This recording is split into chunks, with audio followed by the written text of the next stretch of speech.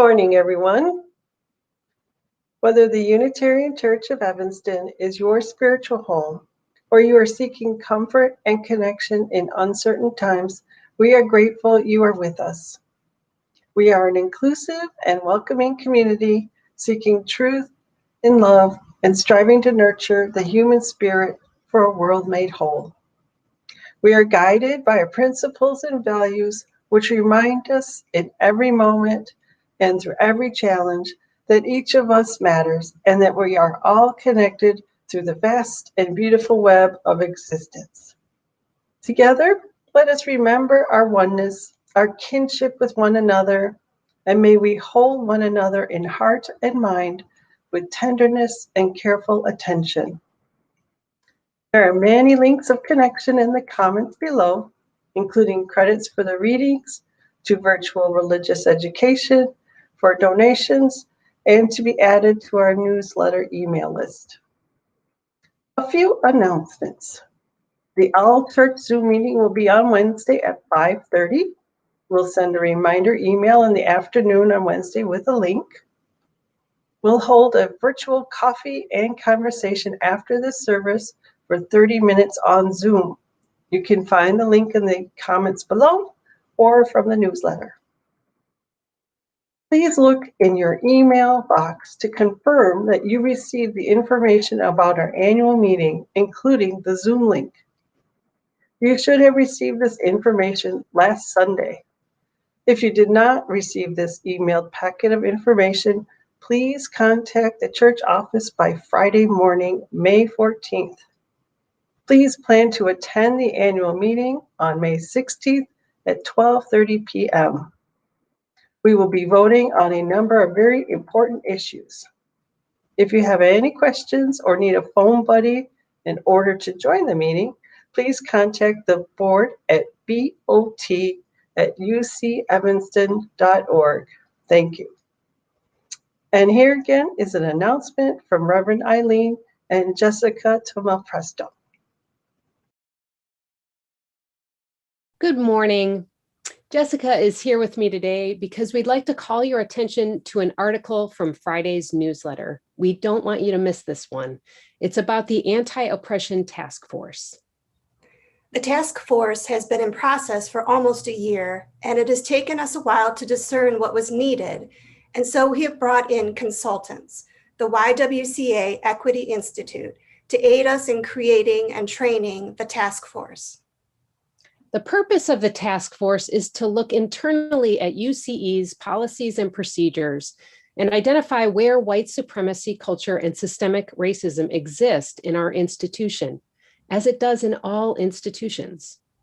This task force is not about calling people out or punishing anyone. It is about recognizing the ways we unconsciously perpetuate systems of oppression as a community. The goal is to interrupt these practices because we value the worth of every person. Our purpose is to be a more loving, open congregation. The task force needs your voice. This work requires a variety of voices, experiences, and perspectives. We would like to encourage everyone who feels committed to creating the beloved community to consider joining this team.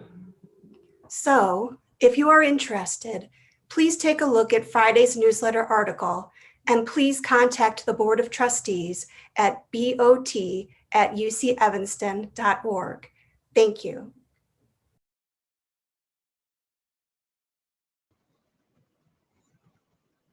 And now I invite you to get your chalices ready, set a place for yourself and your family as we join in beloved community.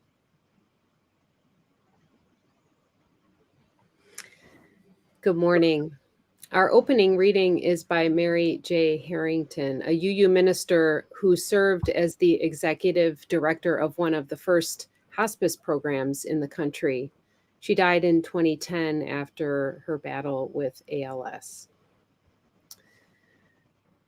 We come together today in praise and thanksgiving for the gift of life itself.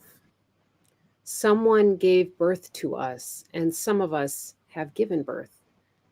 All of us have been mothered in our time. All of us have mothered. Let our time today be one of recognition, that we arrive from so many places, joy and delight, wistfulness and longing and worry, unmet needs and unfulfilled dreams, loss and sorrow, loss and emptiness, loss and regret. All that life is made of, mothers are made of too. Today we sing the songs of so many mothers who are single parents, foster parents, mothers who relinquished their young out of necessity, mothers who found their heart in adoption, mothers who left their children in 1,000 ways, mothers who rejoice and mothers who mourn. We sing the songs of the grandmother, the auntie, the classroom teacher, the Sunday school teacher, the babysitter, the neighbor with endless cookies and time. There is a kind of love we cannot live without. It is never too late, no matter our age or situation. We sing a song of gratitude for all the moments of being known, being cherished, being found. Welcome to worship. And I'd like to introduce our introit this morning. Some of us had the pleasure and the joy of having a concert online with Peter Mayer a few weeks ago. And he introduced us to a song that he recently wrote called Little Heart. And it's very touching, and I hope that you enjoy it as much as I did.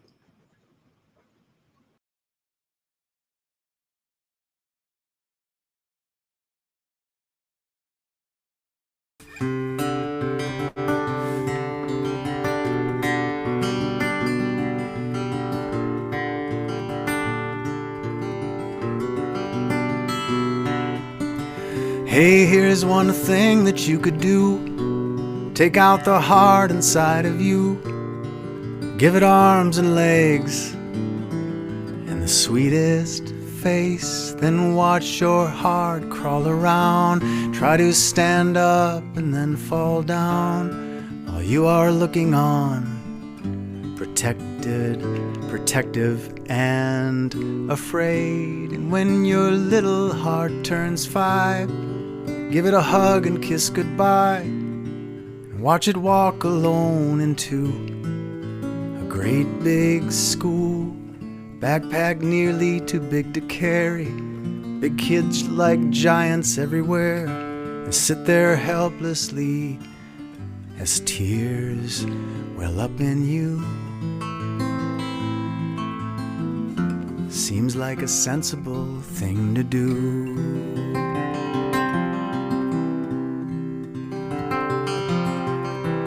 By then you may have some regrets that you let your heart out of your chest. But once you take it out, it never fits back in, because your heart grows and grows and learns things you don't even know. Spends less time with you to spend more time with friends. And even worse, they say you should prepare your heart to leave for good. Teach it how to live and make it on its own, until there finally comes a day when your heart moves away and you can only hear it on the telephone. May sound crazy, but it's so.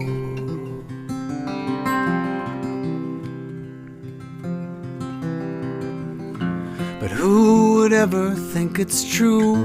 Your heart does not belong to you. You can hold it close and try to keep it safe. Sing your heart a lullaby, cheer it on, and when it's time, send it on its way.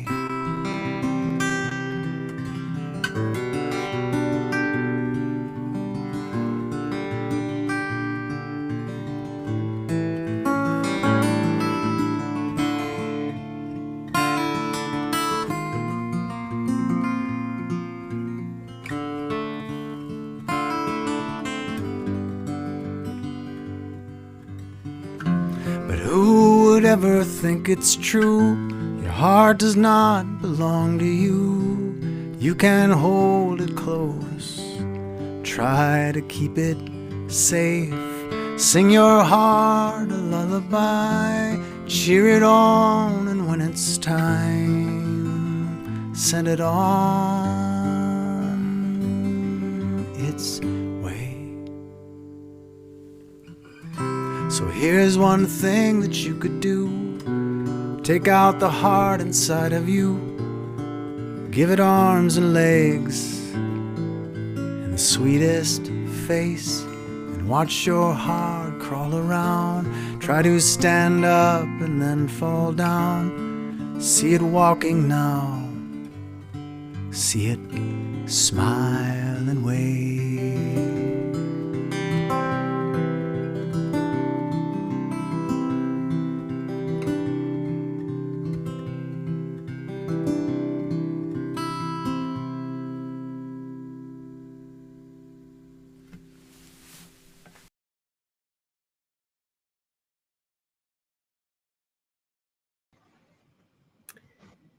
We light this chalice in Northern Illinois on the traditional homelands of the Council of the Three Fires, the Odawa, Ojibwe, and Potawatomi nations. Many other tribes, such as the Miami, Menominee, Ho-Chunk, Sac, and Fox, also call this area home. We name these in honor and respect for the land, all the animals and plants that have lived on and through the land, and all the people who have been and remain a part of the earth. We name these as one small effort toward greater accountability and deeper relationship with our ancestors and descendants. Please join in saying these words by Claudene Oliva, retired UU minister who last served our congregation in Flint, Michigan. We light this chalice for mothers and mothering, to celebrate those who have taken on the task of nurturing a young one, baby, child, or youth, into adulthood. To celebrate those who have nourished the light of truth and compassion in growing minds and hearts. To celebrate those who have committed time, money, energy to the growth of others in this world. We light this chalice to celebrate and hold dear this flame of love.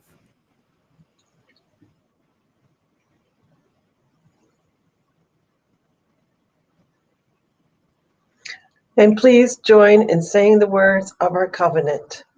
Love is the spirit of this church, and service is its law. This is our great covenant, to dwell together in peace, to seek the truth in love, and to help one another. And please join in singing hymn number 181, no matter if you live now, far, or near.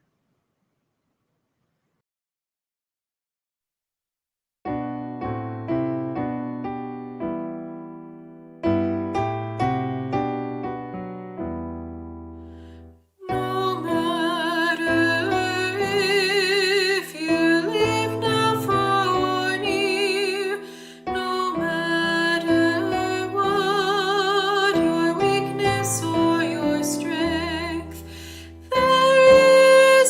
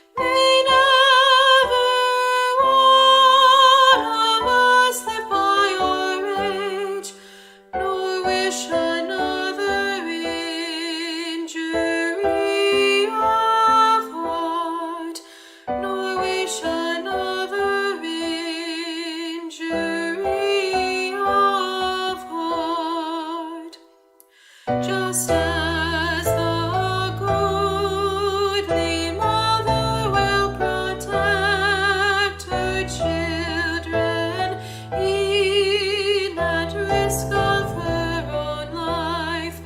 So may we nurture an old mindfulness, a boundless heart beyond all fear and strife, a boundless heart beyond all fear and strife.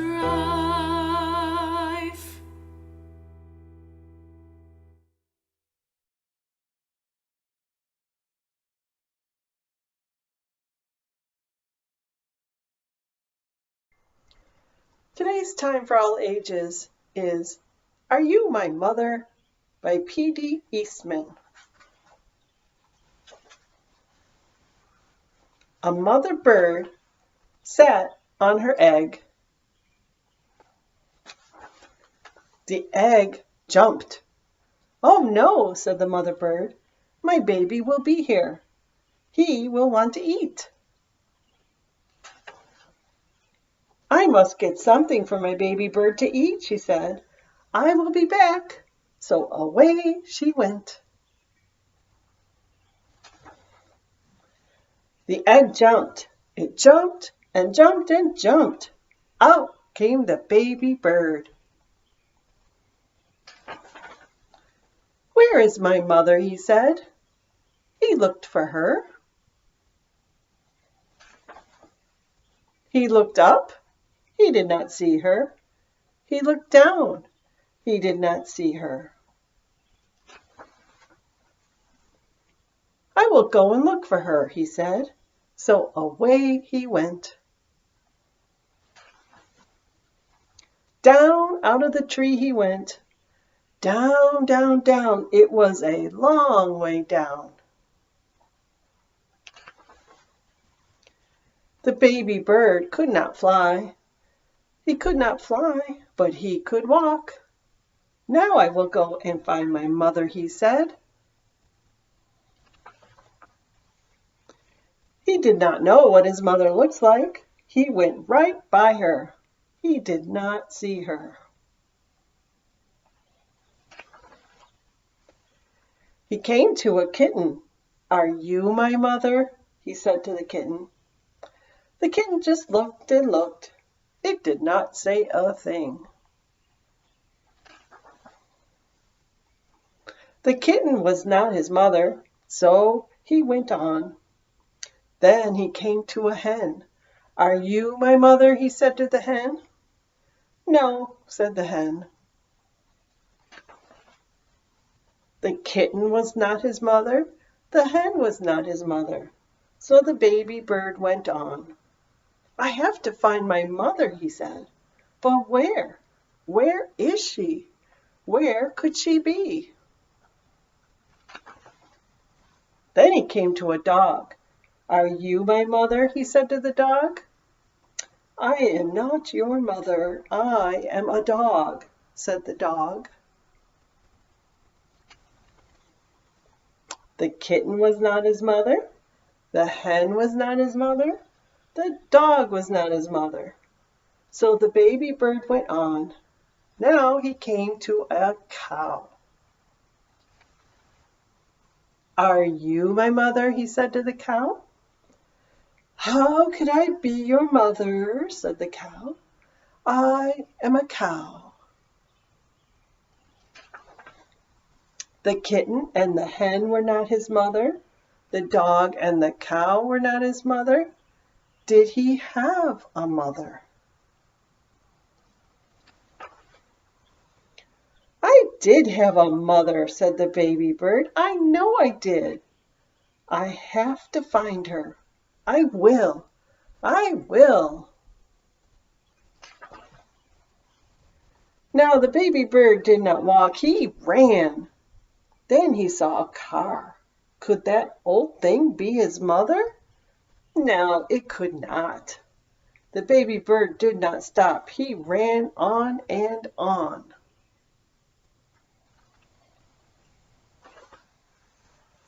Now he looked away.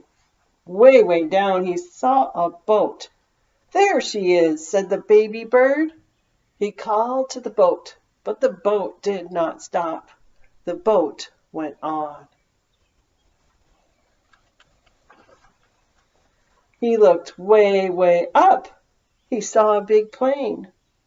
Here I am, Mother, he called out. But the plane did not stop. The plane went on. Just then, the baby bird saw a big thing. This must be his mother. There she is, he said. There is my mother. He ran right up to it.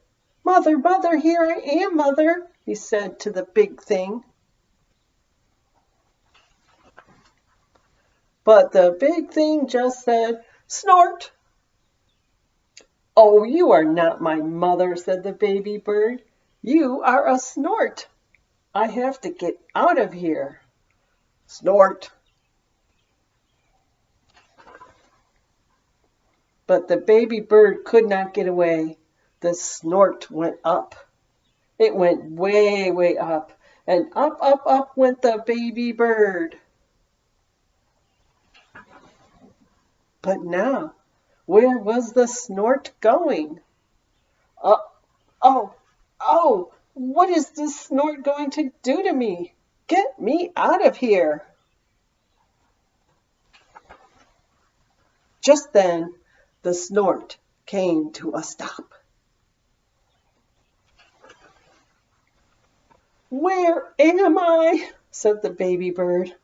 I want to go home. I want my mother. Then something happened. The snort put that baby bird right back in the tree. The baby bird was home. Just then, the mother bird came back to the tree. Do you know who I am? She said to her baby. Yes, I know who you are, said the baby bird. You are not a kitten. You are not a hen. You are not a dog. You are not a cow. You are not a boat or a plane or a snort. You are a bird, and you are my mother.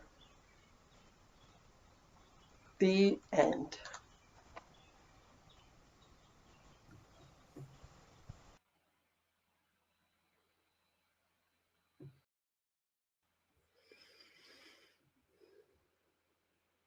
These are the joys and sorrows that have been submitted to us through our Google form found on our website.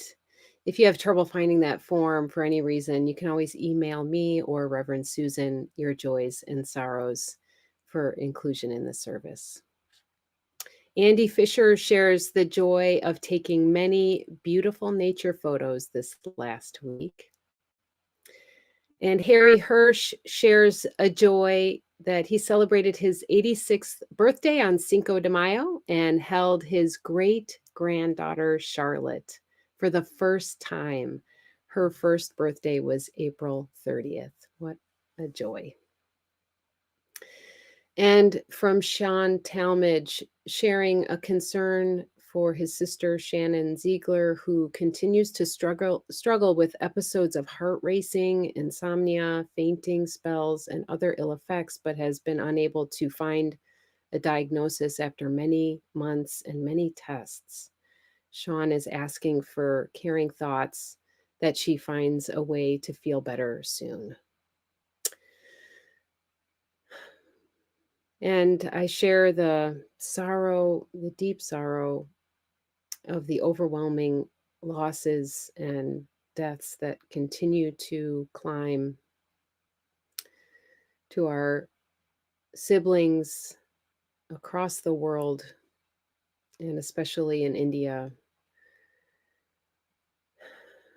It's a loss too great to name, too great to hold.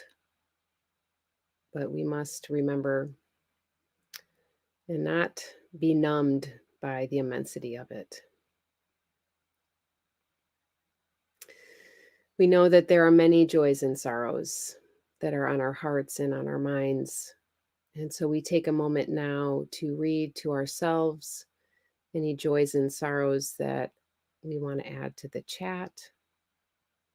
And for those that are not able to be expressed, we hold them together in a moment of quiet and prayer.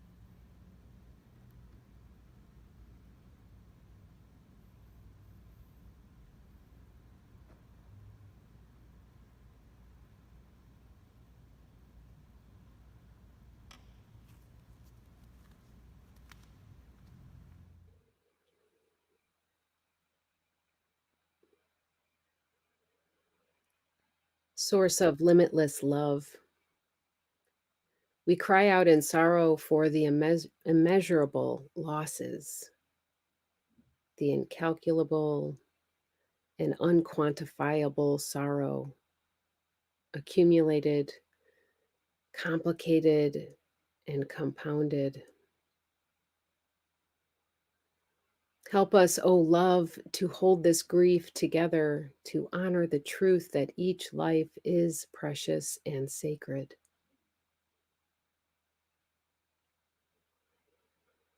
Loving guide, beautiful mystery of life, show us the way to carry on, not just to survive, but to move beyond our languishing toward thriving. Help us find the courage, the stamina to keep striving toward healing, repair, and renewal. May we be to one another the tender and faithful companions we need and are so capable of being. Amen.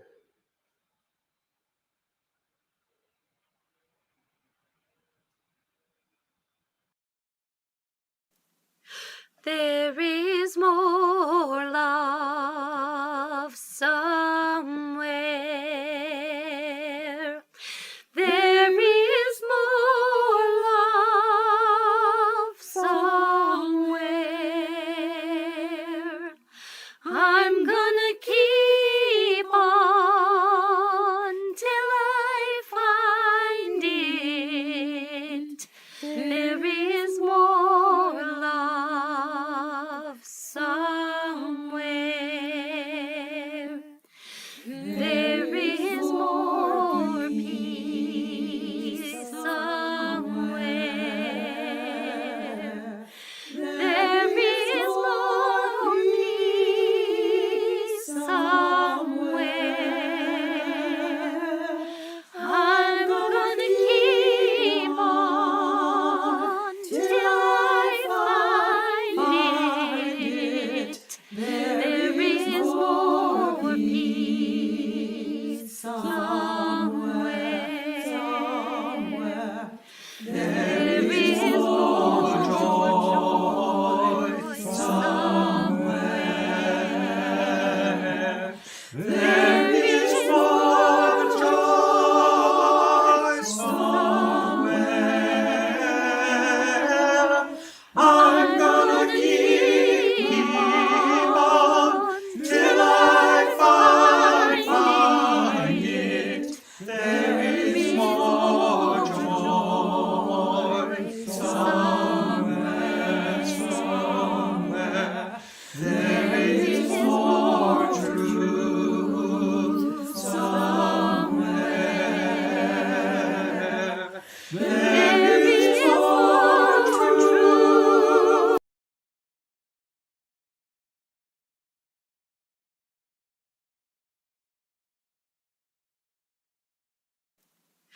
There is more love.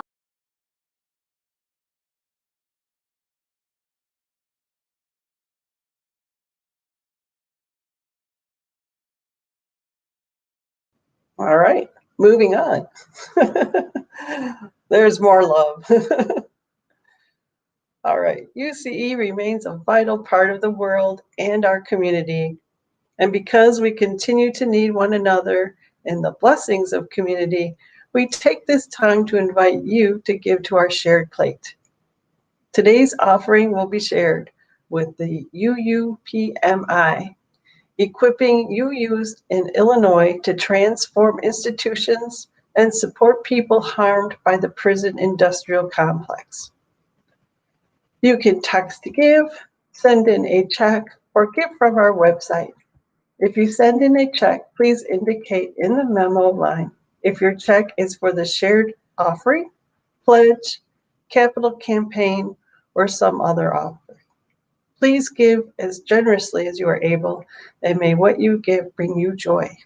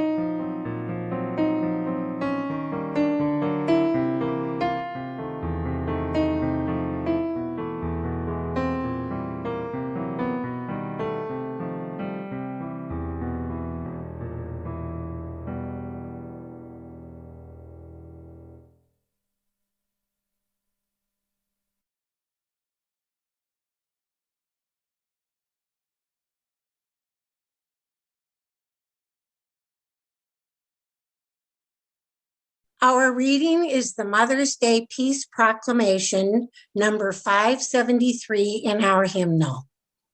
Written by Unitarian Julia Ward Howe. It was written in 1870 in the aftermath of the Civil War. And 40 years before the holiday we know today as Mother's Day was created. This was an urgent call for women, wives, and mothers to unite for peace and to decry the killing of any mother's son. Arise then, women of this day. Arise, all women who have hearts, whether our baptism be of water or of tears. Say firmly, we will not have great questions decided by irrelevant agencies. Our husbands will not come to us reeking with carnage for caresses and applause. Our sons shall not be taken from us to unlearn all that we have been able to teach them of charity, mercy, and patience. We, the women of one country, will be too tender of those of another country to allow our sons to be trained to injure theirs. From the bosom of the devastated earth, a voice grows up with our own. It says, disarm, disarm. The sword of murder is not the balance of justice. Blood does not wipe out dishonor, nor violence indicate possession. As men have often forsaken the plow and the anvil at the summons of war, let women now leave all that may be left of home for a great and earnest day of council. Let them meet first as women to bewail and commemorate the dead. Let them solemnly take counsel with each other as to the means whereby the great human family can live in peace, and each bearing after her own time the sacred impress, not of Caesar, but of God.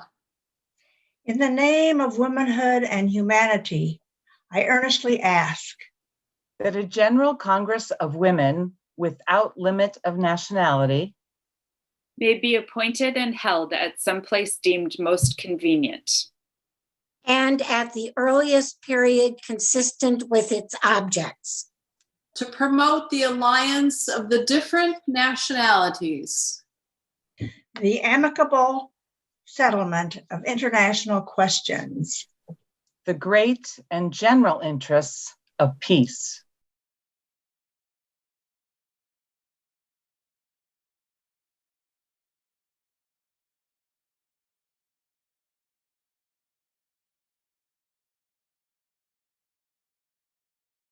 We who believe in freedom cannot rest.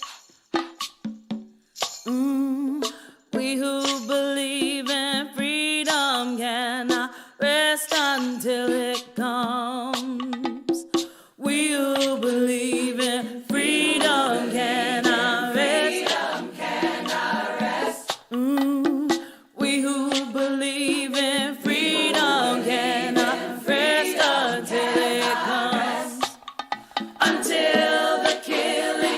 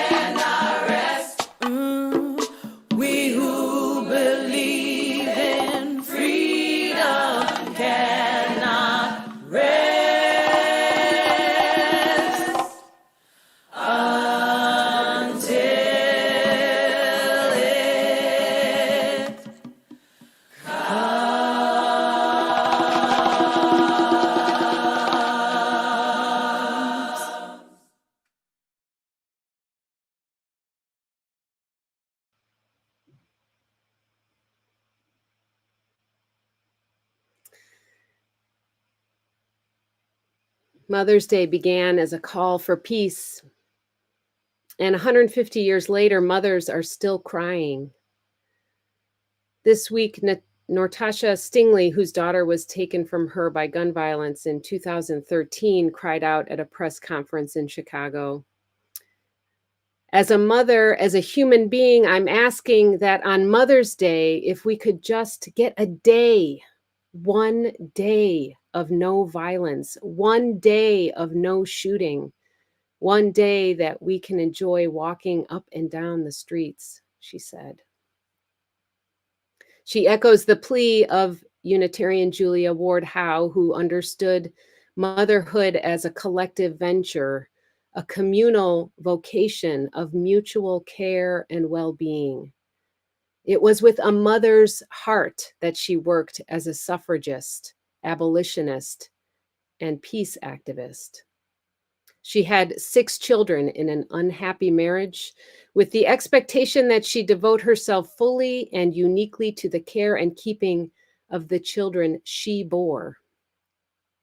But she would not be deterred from writing and speaking about the causes she was passionate about, knowing that the well-being of her children was tied to the well-being of all children.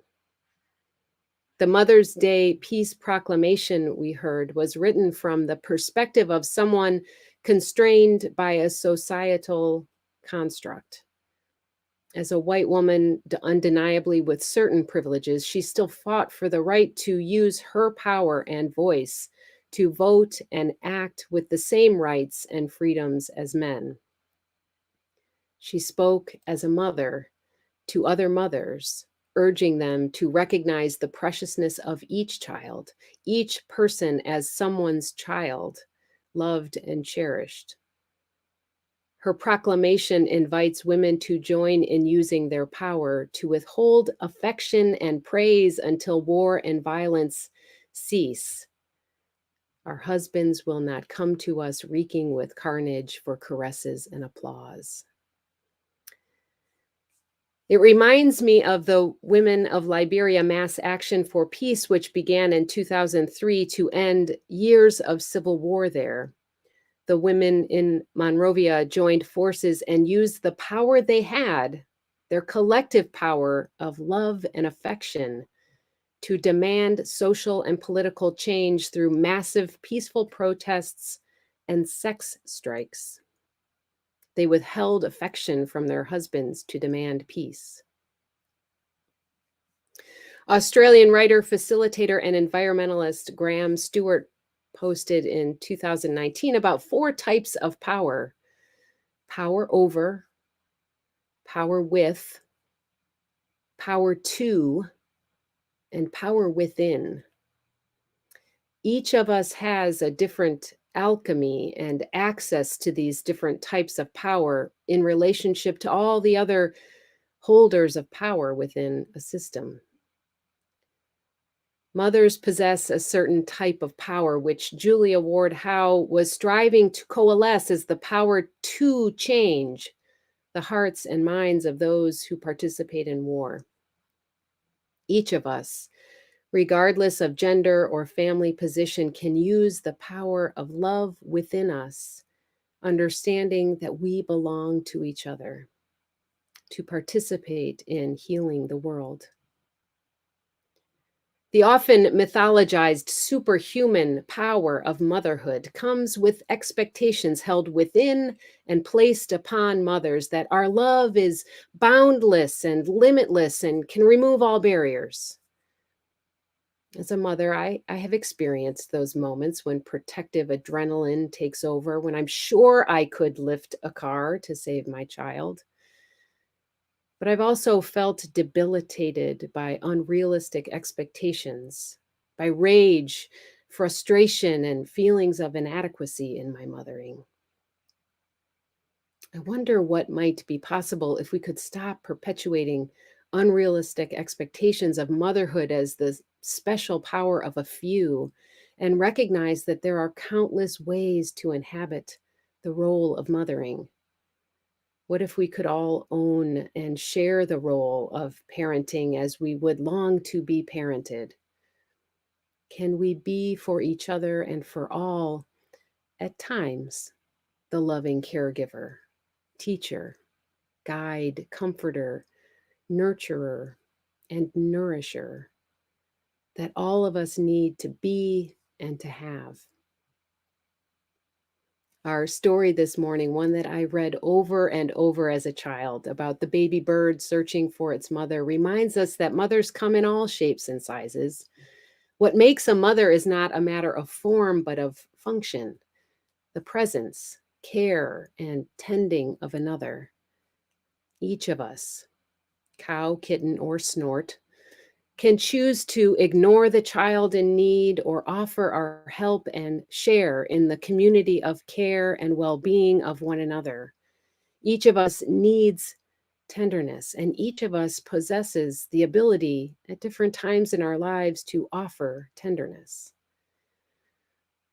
So Bonfou Somé, author, teacher, and activist from Burkina Faso, said, "Since we are all only people, we all have our limits as to what we can do and what we are able to give. To raise children, we are always dependent upon the support of others. As we say in our village, it needs a whole village to raise a child. And it is just as true to say that it needs a whole village to look after the emotional health of the parents." As a community of faith, we dedicate ourselves to raising our children and to supporting families as they care for and tend to their children.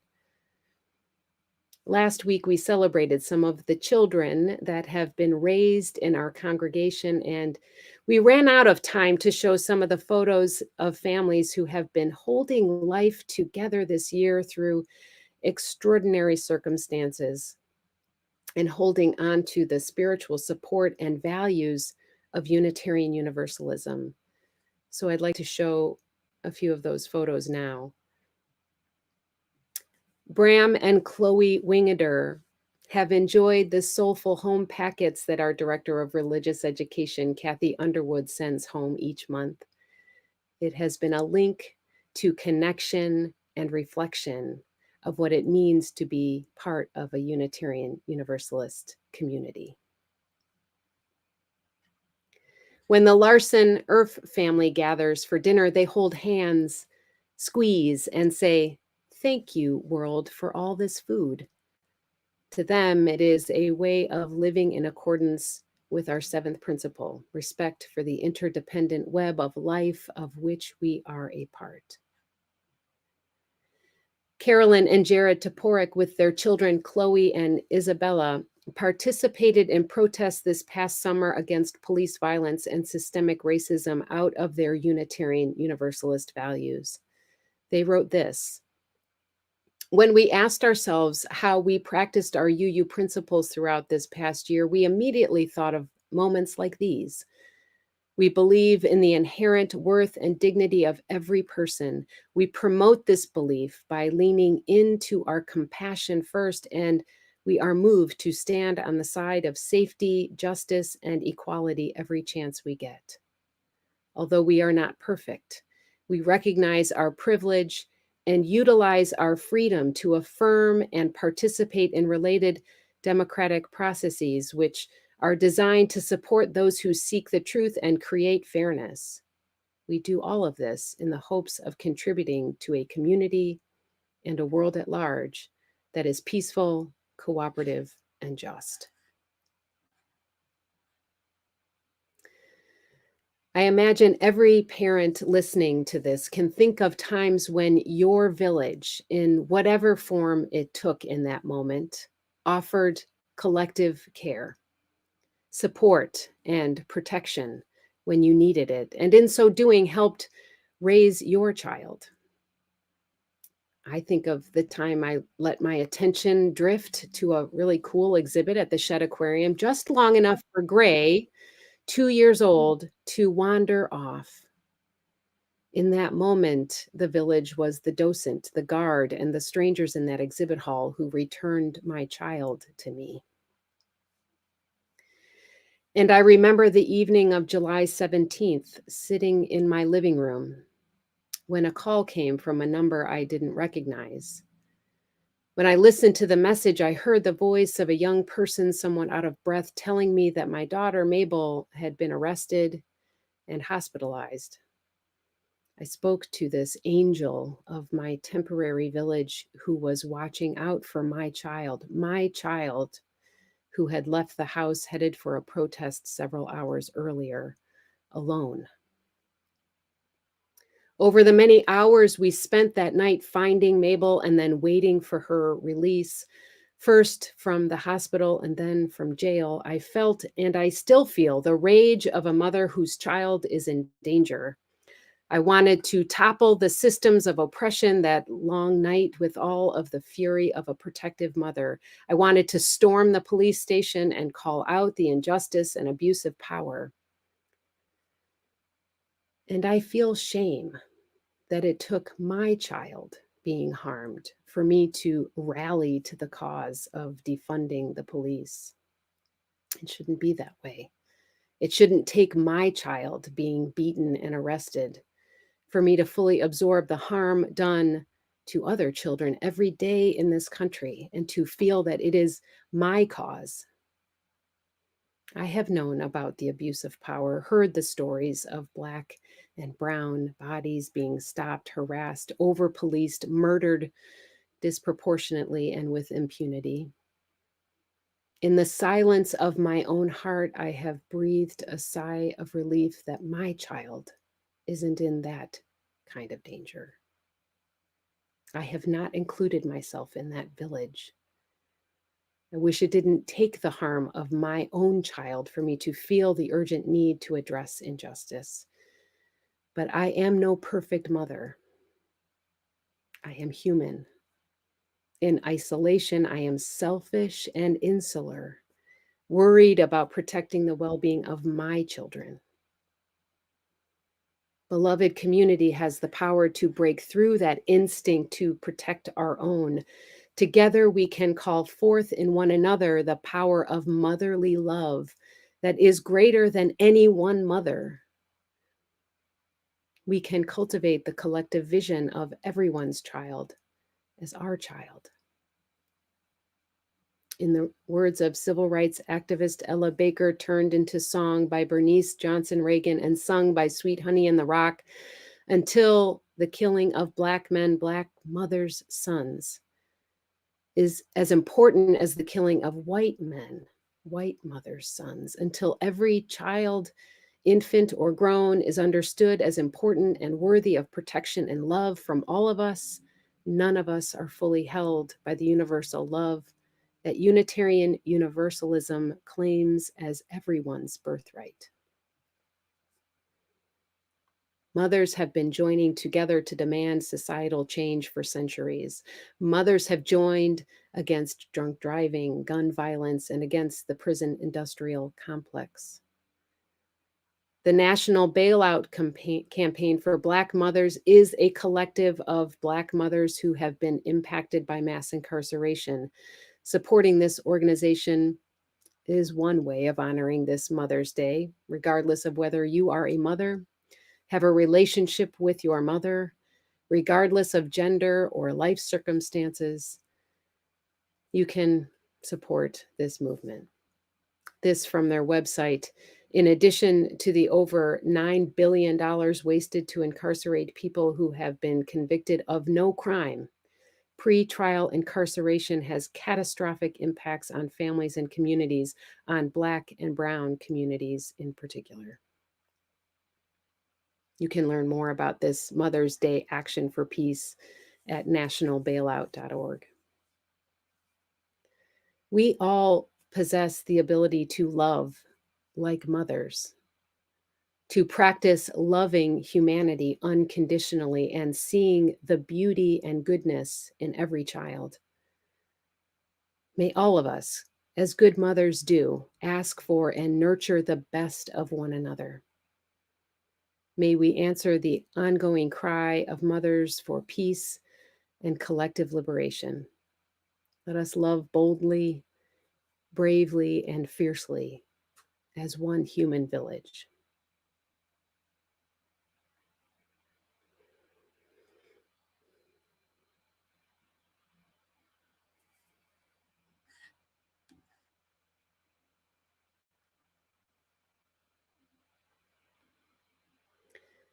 As we extinguish the chalice, please join in saying these words.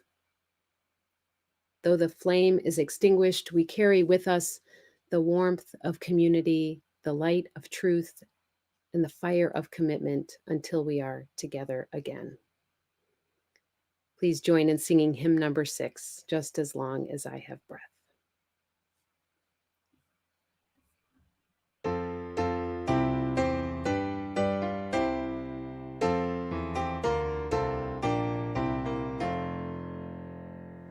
Just as long as I have breath, I must answer yes to life.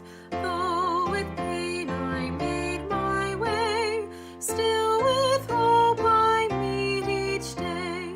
If they ask what I did well, tell them I said yes to life. Just as long as vision lasts, I must answer yes to truth. In my dream and in my dark, always that elusive spark. If they ask what I did well, tell them I said yes to truth. Just as long as my heart beats, I must answer yes to love. Disappointment pierced me through, still I kept on loving you. If they ask what I did best, tell them I said yes to love.